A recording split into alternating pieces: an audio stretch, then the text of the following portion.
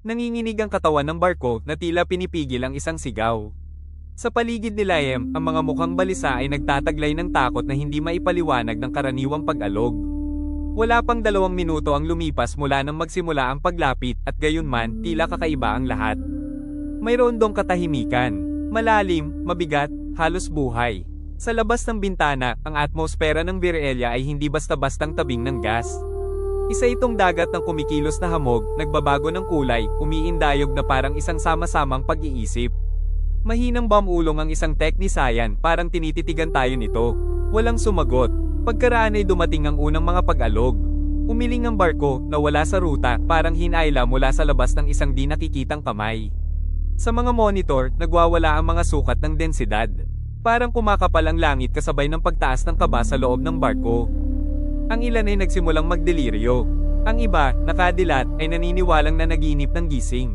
Isang babae ang naglarawan ng isang lungsod na yari sa Corelay, nakasabit sa himpapawid, eksaktong kapareho ng nakita ng isa pa, kahit hindi sila nag-usap.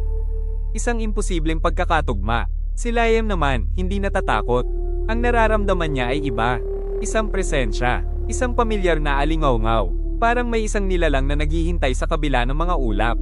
Biglang kumurap ang mga ilaw.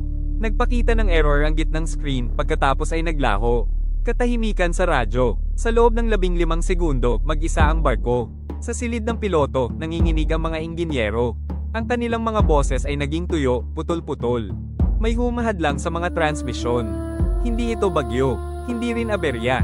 Isang sinadyang panghihimasok. Ramdam ni Liam na humigpit ang kanyang paghinga. Hindi niya alam kung bakit, ngunit naisip niya ang mga essence. Yaong mga nilalang na sinasabing konektado sa mga ipinagbabawal na lugar ng Virelia sa mga di maipaliwanag na pangyayari. Hindi sila kailanman tumugon sa anumang pagtatangkang makipag-ugnayan. Biglang bumalik ang signal. Parang walang nangyari. Nagpatuloy ang pagbaba ng shuttle. Muling lumitaw ang mga screen. At sa isa sa mga iyon, may ulap na humugi sa anyong tao. Pumikit si Liam, at nang muli niyang idilat, wala na ito. Ngunit isang pangungusap ang nanatili sa kanyang isip, hindi niya alam kung saan nanggaling, malapit ka na.